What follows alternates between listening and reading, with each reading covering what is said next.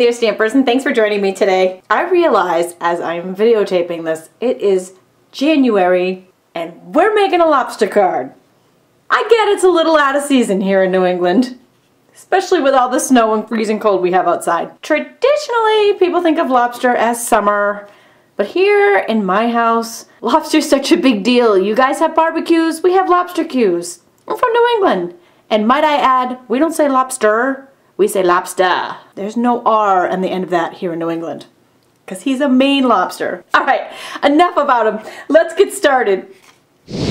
I was just so excited to see him in the brand new spring mini catalog that just came out a couple of days ago. I couldn't wait to get started playing with him. I knew he was first on my list of things to stamp. So today we're going to do some watercoloring on Larry the Lobster. The key to great watercoloring is using good paper. I'm using Stampin' Up's watercolor paper. The paper makes a difference. I have cut this to 2.5 by 3.5. All of these supplies and dimensions are available on my blog at this address or by clicking in the link below. And here is the rest of the stamp set. There's some great images here. It's called By the Tide, and I am taking Larry the Lobster. I'll be using the Stays On ink pad today. We're going to ink him up and stamp him on our watercolor paper. Okay, I'm bringing in some scrap paper here. I'm using just a lid to a Brad container or a Pringles container or something similar. I like to watercolor with our ink pad refills because I think they give a nice rich color. Just pour it right out in there, some cherry cobbler and some Daffodil Delight. I know what you're thinking, Daffodil Delight on a lobster? Really? Give it a chance. I'm going to watercolor him with the Stampin' Up aqua painters. I love these little guys. I'm just going to show you real quick. You can take the top off. This fills with just tap water, so your brush and water is all in one. These come in 2 sizes in the pack. I'm using the larger of the 2. And then you just squeeze this little barrel to control your water flow. If it's your first time using it, you may want to practice with it a little bit on your scrap paper. I'm going to start with our daffodil. Now, I'll have you know, those of you who are not familiar with a Maine lobster, if he's red, he's cooked, because they actually come out of the ocean blue. That's your random trivia fact for today. So yeah, I'm actually kind of painting the whole body part with the yellow. I know it may look a little odd at first, I mean yellow lobster, really, but stick with me on this one. Now I'm going to wipe this brush clean on my scratch paper till no more color comes out. I also want the yellow to be almost completely dry when I start layering the next color on top. Now while I'm waiting for him to dry, we'll go ahead and stamp our words on top. This is from the Mega Word Set Teeny Tiny Wishes. It's a staple. We'll stamp just for you in the Stays On and the very top right. Through the magic of YouTube, he's dry. Surprise! He may take a few minutes to dry on your own, or you could heat set him to dry him. Now I'm going to pick up some of the cherry cobbler ink. Now I think I might have just gotten too much on my brush, so I'm going to wipe some of that off. Try again. I've just got a little bit on the tip here, and I'm going to start at the tip of his claw, and I'm working around the darker shaded areas of the image first, and then pulling the color down.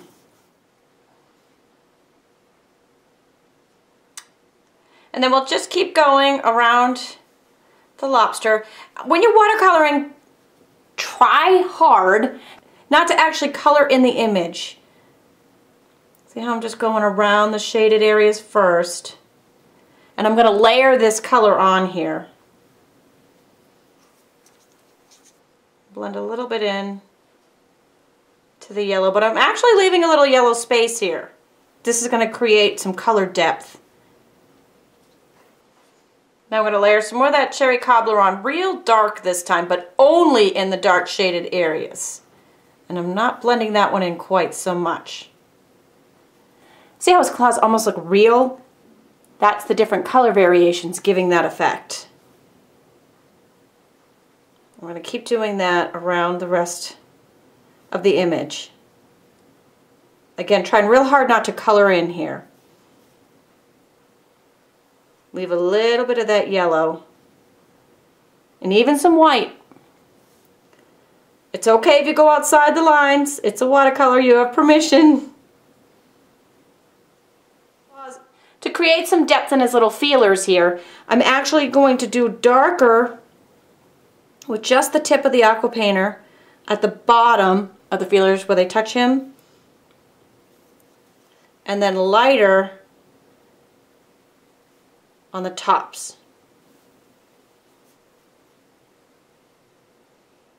And there's our lobster. Isn't he gorgeous? Don't you just want to eat him? I know some of you might be getting grossed out by this, but I love a Maine lobster. Something about this reminds me of the old movie with Tom Hanks and Daryl Hannah, Splash, where she's a mermaid and she's eating the lobster right out of the shell in the fancy restaurant. Oh my gosh, that was so funny. Go ahead and layer that lobster on a panel of Night of Navy. Again, dimensions on the blog. For our background, I'm going to take another new product. This is the Honeycomb Textured Impressions folder in the spring catalog. And the reason why I chose this, I'll show you my original again, I just thought it almost looked like the netting that goes in a lobster trap. So I'm taking some very vanilla, sandwich that between two cutting pads, place it on tab 1 of the multi-purpose cutting platform, and crank it through your Big Shot machine. And here's what we got. Super cool texture.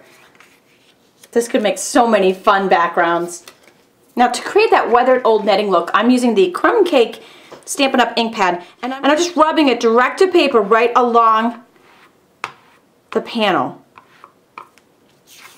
And then I'm going to do the edges a little extra. It's going to look like a dirty old net from a lobster trap. Using a little snail adhesive that just adheres to a Night of Navy card base. And then we'll take our two pieces together before we attach them. Or you could do this after you attach them. I'm going to use the Stampin' Up! Color Spritzer. This is fun. It's also a good stress release, like a little stress ball. I'm taking the brush tip end. I actually have soft suede today, but Crumb Cake comes individually and it works just as well.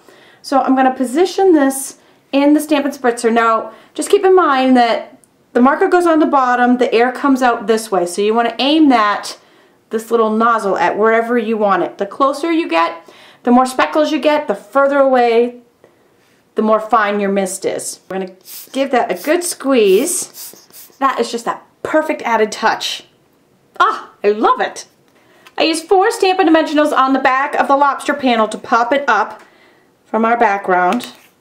Yeah, been there. Can't get there from here. You know, when you're from the state of Maine, we call you a maniac. True story. Well, I hope you've enjoyed my lobster card today. Bring a little summer fun to a cold winter. Be sure to visit my blog for hundreds more videos and daily ideas and inspiration. Thanks for joining me today.